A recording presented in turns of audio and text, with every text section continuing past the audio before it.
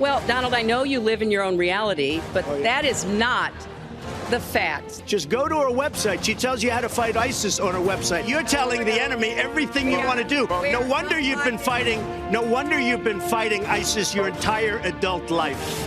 By the end of this evening, I'm going to be blamed for everything that's ever happened. Why not? Just join the debate by saying more crazy things.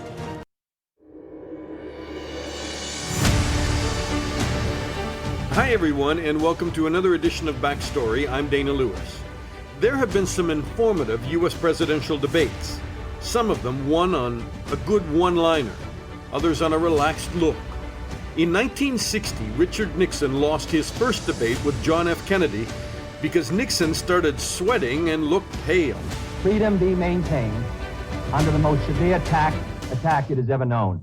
I think it can be. And I think in the final analysis, it depends upon what we do here. I think it's time America started moving again. The things that Senator Kennedy has said, many of us can agree with. There is no question but that we cannot discuss our internal affairs in the United States without recognizing that they have a tremendous bearing on our international position. The defining moment from 1976, Jimmy Carter versus Gerald Ford, occurred when then-President Gerald Ford insisted there was no Soviet domination of Eastern Europe. There is no Soviet domination of Eastern Europe, and there never will be under a Ford administration. I'm sorry, could I just follow? Did I understand you to say, sir, that the Russians are not using Eastern Europe as their own sphere of influence and occupying most of the countries there and making sure with their troops that it's a communist zone, whereas on our side of the line, the Italians and the French are still flirting with possibility. I don't believe, Mr. Frankel, that the Yugoslavians consider themselves dominated by the Soviet Union. I don't believe that the Romanians consider themselves dominated by the Soviet Union. I don't believe that the Poles consider themselves dominated by the Soviet Union. Polls showed President Jimmy Carter lost to Ronald Reagan in 1980. Reagan's calm, relaxed demeanor during the debate was seen as key to his victory. These are the kind of elements of a national health insurance important to the American people. Governor Reagan, again, typically is against such a proposal. Governor, there you go again. When I opposed Medicare, there was another piece of legislation meeting the same problem before the Congress. You already are the oldest president in history, and some of your staff say you were tired after your most recent encounter with Mr. Mondale. I recall yet that President Kennedy had to go for days on end with very little sleep during the Cuba Missile Crisis. Is there any doubt in your mind that you would be able to function in such circumstances? Not at all, Mr. Truitt, and I want you to know that also I will not make age an issue of this campaign. I am not going to exploit for political purposes my opponent's youth and inexperience. And then there was this mess between President Donald Trump and Joe Biden. Vote now. Are you pack the Make court? sure you, in fact, let people know you're a senator. I'm not going to answer the question. Why because, would you answer that because question? the question is, the question Supreme Court is, Justice, the radical question, left. Will you shut up, man? Listen, who is on your list, Joe? Who's on your list? Right. Gentlemen, I think this is so unprecedented. With you, go ahead. Wait a minute. You get the final word, Mr. Well, it's hard to get any word in with this clown. Sir? With $1 billion, if you that get rid is of absolutely you know what, you're, not true. true. Doing it. You're going to have tape. True. Gentlemen. On this backstory, do we make these debates meaningful, controlled, dignified? Because that wasn't. So we introduce you to somebody who has studied and moderated debates and is an expert on how we should remake and remodel the format.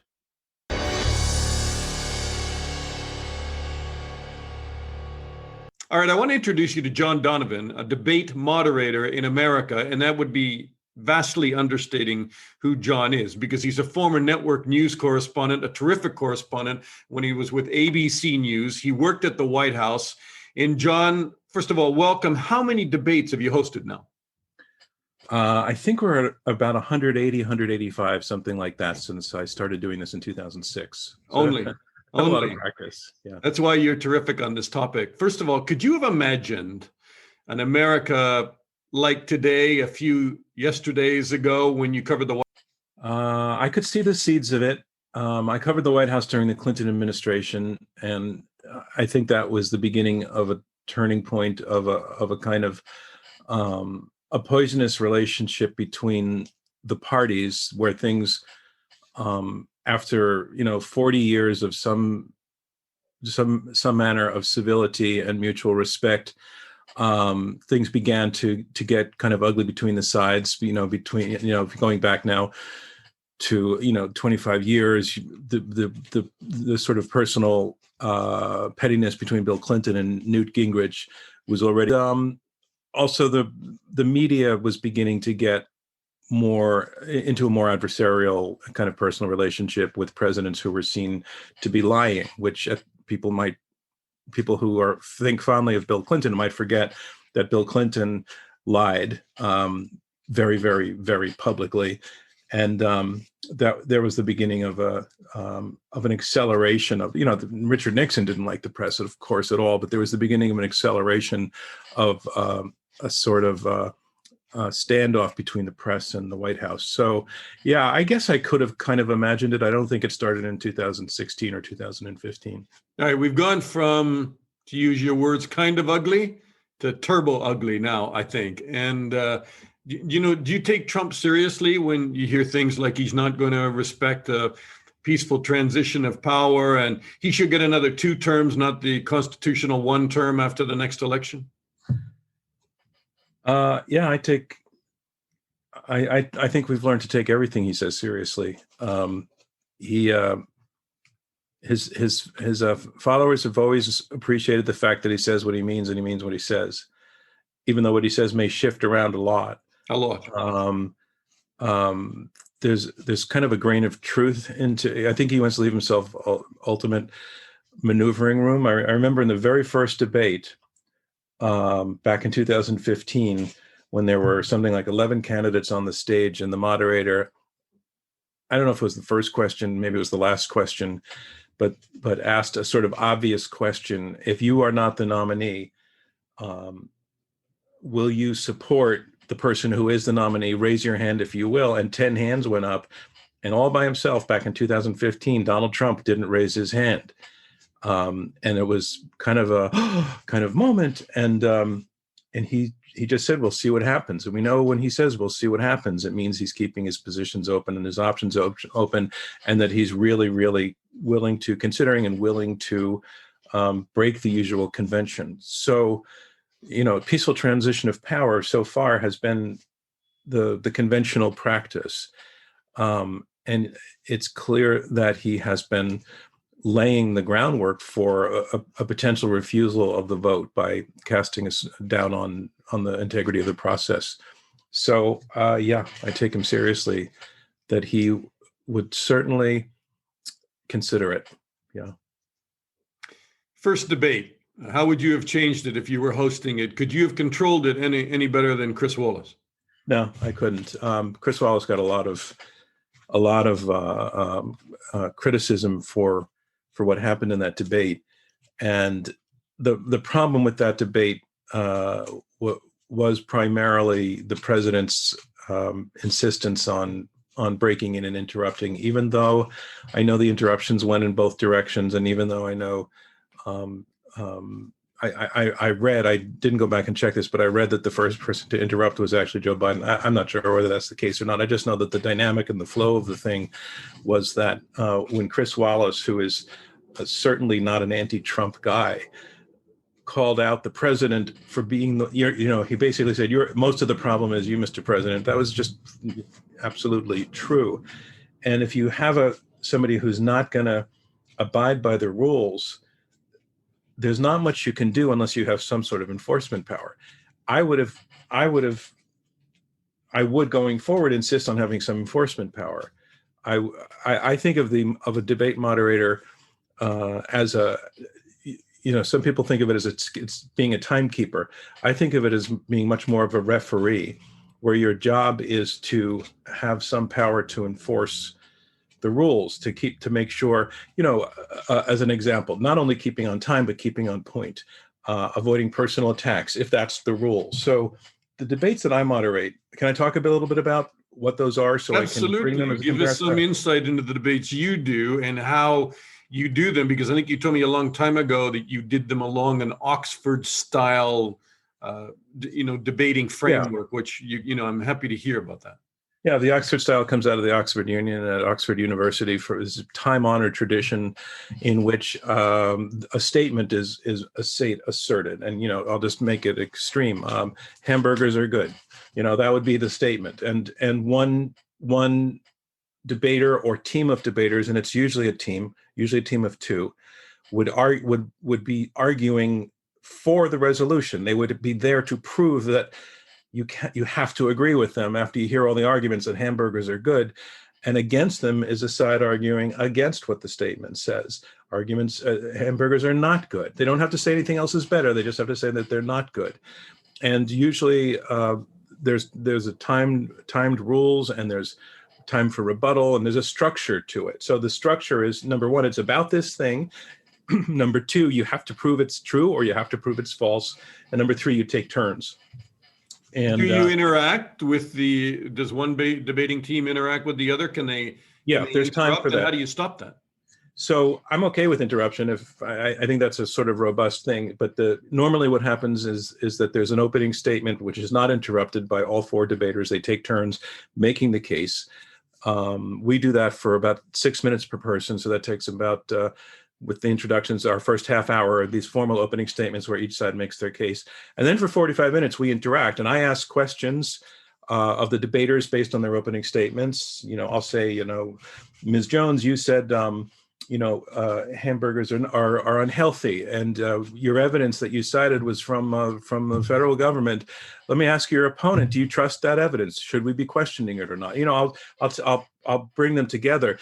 But once that process is flowing, we do like to encourage a sort of robust back and forth, where there is such a thing as a justifiably motivated interruption by one person of another.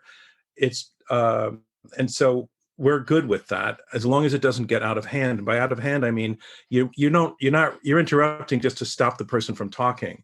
You're not letting them have their say. Well, what if it's just outright name calling, like it was in the presidential debate? I mean, I stop it. We've had it happen. How would you stop that? Sorry, now I'm interrupting, so you could turn my microphone off. Except I have the control today. How would you stop it? But the way in which you're interrupting me is, I think, you're not challenging. You're not trying to stop me from talking. It's not your goal. You're motivated by a question came to your mind based on what I was saying. You were seeking clarification. I think that's perfectly good kind of interruption. So I just want to say that. And the way I stop it is I can talk. Generally, what I say is, I did what I saw Susan Page do last night. I say thank you the first time. I say thank you. Your time is up if the person is running over time in the opening segments. And if they keep going, I start to talk over them so that it becomes pointless for them to continue. I'm sorry, Mr. Smith. I'm sorry. Your time is up. I'm sorry. Your time is up. That's it. I'm sorry. I don't say thank you and then say nothing. We had one debate, though, where we really at Intelligence Squared, that's the name of the organization, Intelligence Squared US, try to. One of our goals is to demonstrate civility in argument and in the discourse, and so we're good with argument, but we're not good with incivility. And incivility includes name calling, personal attacks, ad hominem arguments, and that comes up a fair amount. A lot of people are primed to do that. It's a cheap and easy way to try to debate, is to make fun of your opponent or criticize their character, which just drives me crazy because it's not an argument about the idea. It's a cheap shot. So we rule them out when they happen. Mm-hmm. I stop the debate. I did it last week at a debate. I stop the debate and I say. What you just made was a personal attack, and do you care to withdraw that? And we would appreciate it if you would. Almost always. I think every time the person says, yes, I'm sorry, blah, blah, blah. And one reason I do that is, John, no way in a presidential setting, these would be, second-term president and would-be first-term president, they're not going to allow you to interrupt very well. They're not going to withdraw. Trump is certainly not that kind of character. He's not going to allow you to control it, right? I would do it. So the referee at that debate needs to be given power. Should you have electronic power to just turn them off? Should have the power to turn them off? Absolutely. And you should have the power to dismiss them from the stage. You should have the power to dock them time. So, both. It's going to be hard. Sorry, I'm jumping in again because it would be hard to dismiss President Trump from the stage, but I get docking time, I suppose, is very effective. Well, if you cut off the mic, I mean, it would be a very, very delicate thing. It would be very, very difficult to execute in a way that would not raise questions about whether the moderator is being fair or unfair. But I think it's doable. I do think it's doable. And I do think that there are times when, if Joe Biden were to make some claim about the president that the president truly thinks is untrue, is just bizarre. And I know that his instinct would be, I don't want to let that continue to be said. I want to stop that thing being said about me right now. I don't want it to get another 40 seconds. I understand that.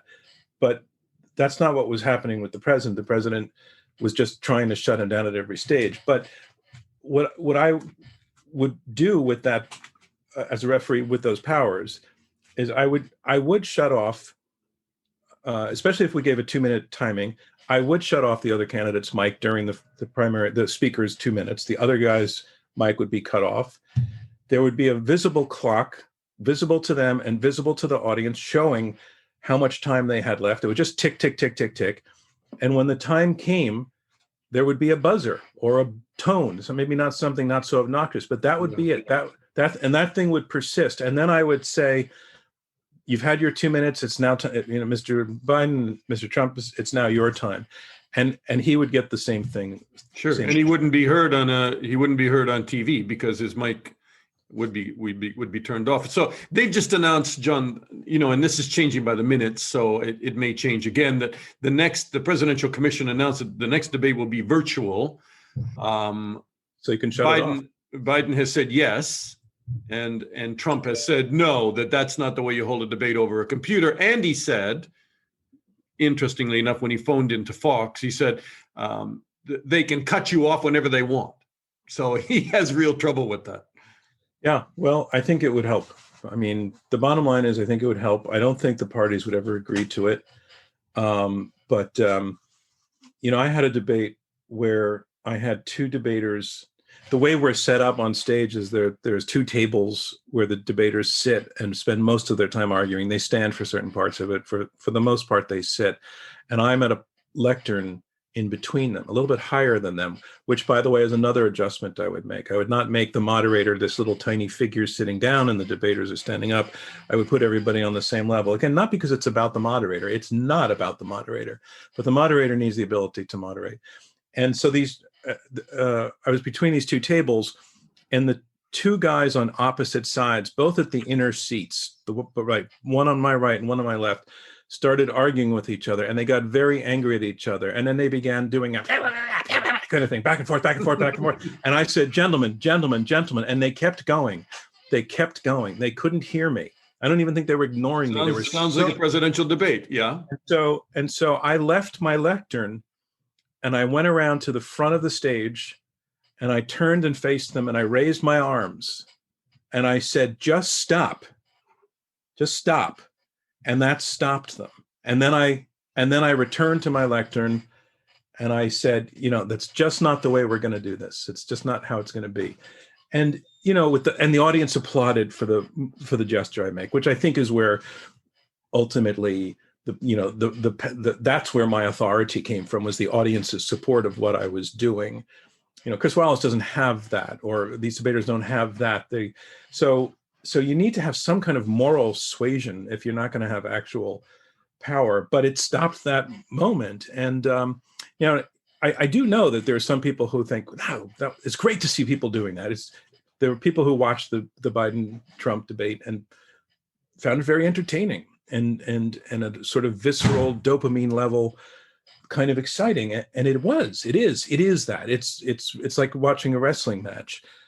And to be honest, I don't want to quash all of that too. There's information in that, and there's energy, and it's appealing, but it just sure. But when it gets to the point that there's absolutely no policy being discussed, and it's name calling, and and in fairness to Biden, I think that he had been criticized by a lot of people before the debate as sleepy Joe Biden, according to Donald Trump, and he felt he had to stand his ground no matter what in that debate, that he couldn't stand back and let Trump embarrass himself, but that he had to go toe to toe on every single exchange. So they were kind of set up for that, brutal kind of machine gunning back and forth by a lot of the pre-press on the debate and whether Biden could hold his ground. And interestingly enough, Trump has turned around and again said that Chris Wallace defended Joe Biden, which I don't think he did. I think Chris Wallace tried to just control it as best he could, and he felt a sense of failure at the end of it. Yeah, you mean that Chris Wallace felt a sense? Yes, of failure. I think Chris Wallace felt a sense that it could have been a great debate, and it wasn't. I would too. One time earlier in my career, I had that kind of a debate where I felt it was a sense of failure because one person came to argue very substantively and had prepared that way, and the other person came with a series of one-liners and zingers, and it kind of turned into a circle. It was just cheap. It was cheesy, and I at that point was not experienced enough to know how to try to assert myself. I mean, every time I have to do this, and I have to do it a fair amount. I never know if I'm ultimately going to, have a Chris Wallace experience if the person's just going to ignore me. But I think at a certain point, I'm prepared to dismiss a debater from the stage. I've never done it. I've never had to do it. It's never been discussed that I would do it. But ultimately, we would need to make the point that civil discourse has a place and needs to be defended and is useful without it being all, policy is an important thing and a really boring sounding word. And to me, the ideal debate is one in which the personalities of the debaters, their ideas for what is policy, it's what we would do, what we should do. Mm-hmm. I would want to express it in terms of the debaters through their personalities and their convictions and their commitments, share with us what they think we should do and what they would do. And that's how I would put it. I would always want to walk around the word policy because it sounds like you have to do your homework. I interviewed somebody on the eve of the 2016 Clinton-Trump debate, and they said, quote, "We'll get to see them under pressure. We'll get to see some flashes of personality. Learning how they would govern in depth, probably not. What their ideas are, what their thinking really is, I think we probably won't learn much at all." That guy was named John Donvan, and I think you were spot on that debate, and even more so on this one. Oh, wow, I had no idea. But you were going to argue with that guy, were you? No, I was going to say, I should debate that guy. Yeah. What did you think of the Kamala Harris and Mike Pence debate? Different personalities, but clearly it was a lot more civilized, and I think people got a lot more out. The American people have witnessed what is the greatest failure of any presidential administration in the history of our country. And here are the facts. 210,000 dead people in our country in just the last several months. Over 7 million people who have contracted this disease. But I want the American people to know that from the very first day, President Donald Trump has put the health of America first. Whatever the vice president is claiming the administration has done, clearly it hasn't worked. And the vice president is the head of the task force. But Susan, this is important. I want to add, Mr. Vice President, I'm speaking. I'm speaking. So I want to ask the American people, how calm were you when you were panicked about where you're going to get your next roll of toilet paper? How calm were you when your kids were sent home from school and you didn't know when they could go back? How calm were you when you, your Senator children Harris. couldn't see your parents because you were afraid they could kill them. There's not a day gone by that I haven't thought of every American family that's lost a loved one. You just nailed it. It was more civil. Was it as entertaining? Should it be entertaining? I think we got a very good dose of the difference of their personalities. The question is, does that matter? I suppose it matters if one of them becomes president someday, which is there's a fair chance of, given the ages of the incumbent and the challenger. So I think we got. I got a stronger sense of Mike Pence's personality than I'd had before, and I would say the same thing with Kamala Harris. A stronger sense of her personality. I was very frustrated by Mike Pence's, again, not keeping time. She would give him 15 seconds and he would take 45 seconds. And I'm okay with, take 15 seconds. By the way, it is hard to make to do a comeback in 15 seconds. More realistically, should probably say, I can give you 30 seconds to respond on that. Mm-hmm. And I would understand because the debate did get personal. They did begin to challenge aspects of each other's past. And the problem with doing that is it's usually the accusation is usually way more complicated than it sounds, and that means that the person who's attacked feels this compulsion to want to correct the record, and they ask for that opportunity. Susan Page, I'm sorry, I was just attacked, and I need to respond to that. The problem with those attacks is then they go down a rabbit hole for the next 2.5 minutes about did this happen, did that happen at some incident in the past, and that's why I would discourage personal attacks, and why in our debates when it happens. Actually, when it happens in our debates, and we did a debate the other day in which one of the debaters, it was about economics, and one of the debaters accused another debater of being Stalin-like. And it was totally out of line. It was meant to be kind of cute and kind of edgy, but the person who was accused of being Stalin-like took issue and said, excuse me, I need to go back and at that point, I stepped in because they were going to go back and forth and then for the few minutes about whether this one debater at some point in his life had said something that was Stalin-like and would have used valuable time doing that. So what I said is, I said to the person who said it, I would appreciate it if you would withdraw that remark. Would you do that? And the person said I would. And to the person who was attacked, I said, I would appreciate it if you will accept that and let's not talk about it anymore. So it took 30 seconds to resolve something that would have taken well done 2.5 minutes or so. I've done that before. The person who's offended needs to move on and to accept that there was a withdrawal. So in the Harris and Pence debate, that happened a fair amount, and so I found that annoying. But what was interesting to me is I had a sense that Pence had more time talking because he ran over the allotted time limits many, many, many times. But according to a CNN analysis, they had equal time within 3 seconds of each other. I think Pence had 3 seconds more than Kamala Harris. So that was, I got to pay attention to that appearances can be deceptive.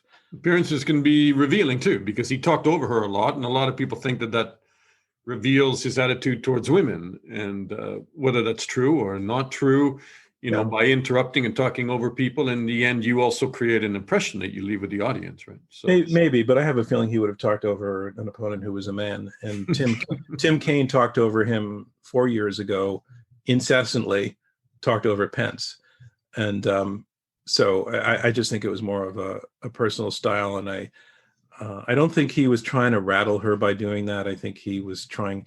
I think it's this thing that they're saying something that's really not true. I need to stop this from continuing to go on. And then Harris, towards the end began to also run over time. She did so extensively on one question, I think, about her prosecutorial record. I think that was the one where she said, Susan, I was attacked. Susan, the moderator, I was attacked. And I want this time. And she went over probably by at least a minute, which is a chunk of time in a 90-minute debate trying to cover 10 topics. So it wasn't just Pence, but I felt that Pence's interruptions and frequent runovers sort of set the tone for something that was a little less sloppy than it should have been. And also frustrating there is that both of them were just ignoring the questions. All right. Just to wrap this up, I mean, we talked about a lot of stuff that we kind of, without getting specific about it, we covered it because you talked about time penalties. You talked about the ability to cut mics off. Do you think does America need another 2 debates? Is America going to survive another 2 debates with these presidents? And what do you do when one will not agree to a format change, which obviously a lot of people think is critical to making these debates informative? I don't have much, I hate to say it because I really believe in any kind of public forum possible. And I know people on the Presidential Debate Commission and, or people who have served on it. And, that's a whole another story. That commission is controlled by the 2 parties, essentially. It's nominally independent, but when I say it's controlled, its members are nominated by the 2 parties, and then it's a bridge for negotiation between the 2 candidates. That's a really good way to put it. But the members of the commission, I think, take the role very, very seriously and do try to act independently. They do assert their independence. They claim independence and assert it. So I believe in their efforts to try to make it work. That said, I don't see any need to have a second version, a rerun of the Trump-Biden debate if it's going to be like that. I don't think we're going to learn anything. And it felt, I don't know. To me, it kind of left a blemish. It's one more blemish on the political process in a season of many blemishes on the political process. No argument, John.